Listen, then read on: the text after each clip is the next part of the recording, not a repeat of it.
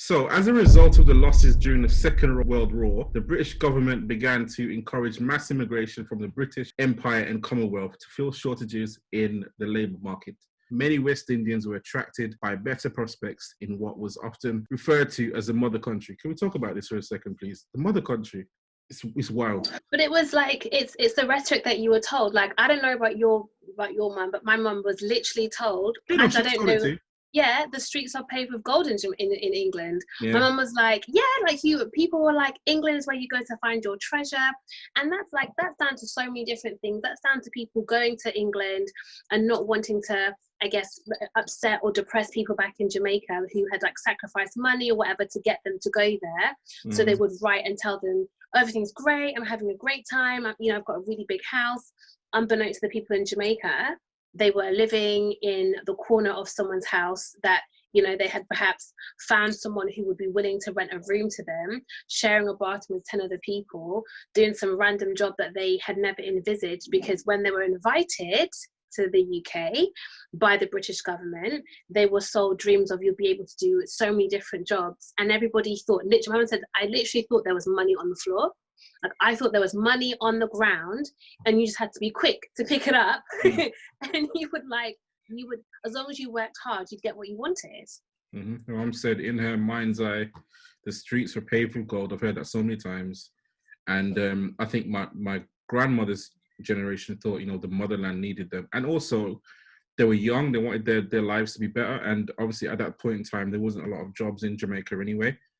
All the good jobs went to the white people in Jamaica or the very light-skinned in Jamaica. And it just, those that were trained and actually had the ability to do better jobs weren't allowed to do them. So that's the reason why all of my grandparents left to where there's apparently a lot of jobs. They didn't tell them what jobs there were. Unless you were a nurse and they needed nurses usually got their jobs before they even left Jamaica. Yeah, and even like both of my grandfathers, both of them were actually engineers. So they kind of had their job, they knew they had a job when they went. But obviously some people were probably less fortunate maybe and, ended up working public transport, all that kind of stuff. The point is, Caribbeans are asked to help rebuild this country. There's something that I think everyone needs to just understand before we go forward.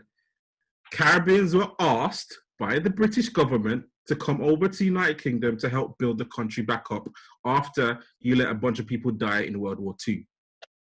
Not let.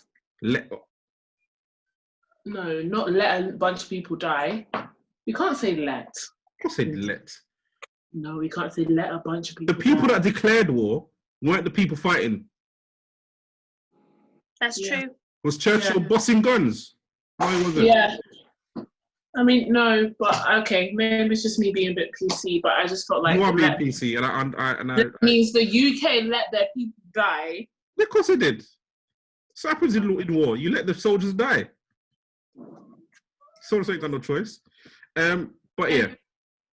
So you asked about responsibility, right, in the notes, and British responsibility is to treat these people with respect. Make sure your official departments understand the nuance and history involved.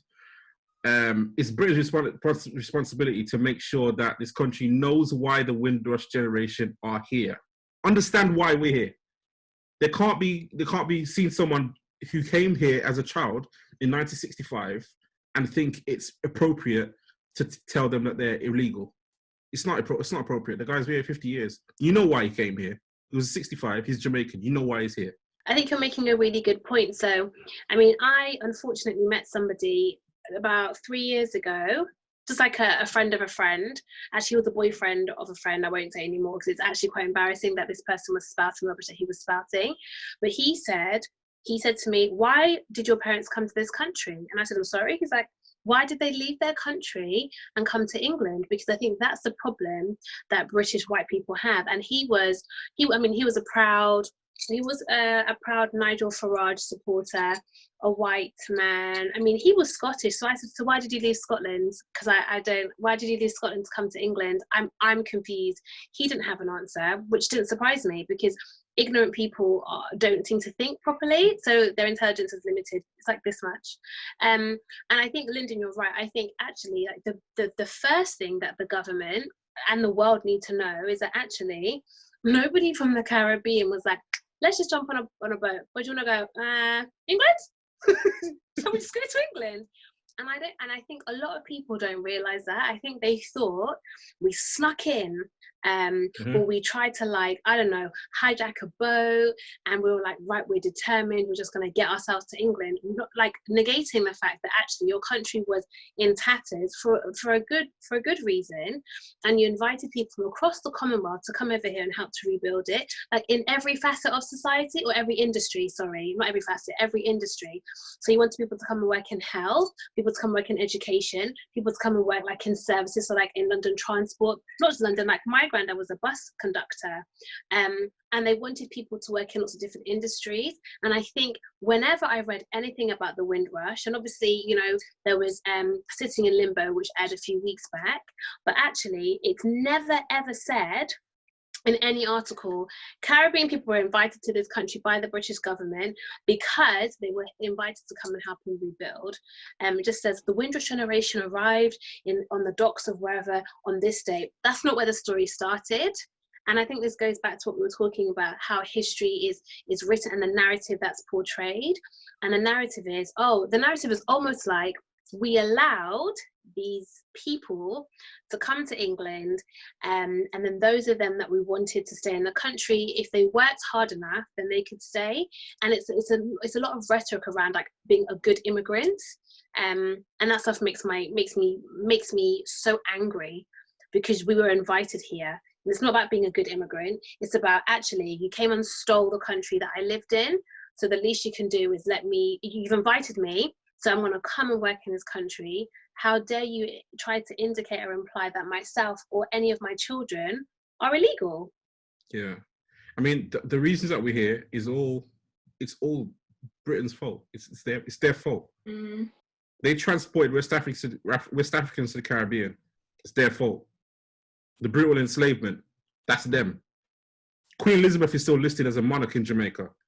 People in Jamaica were educated to think that Britain's streets are paved with gold.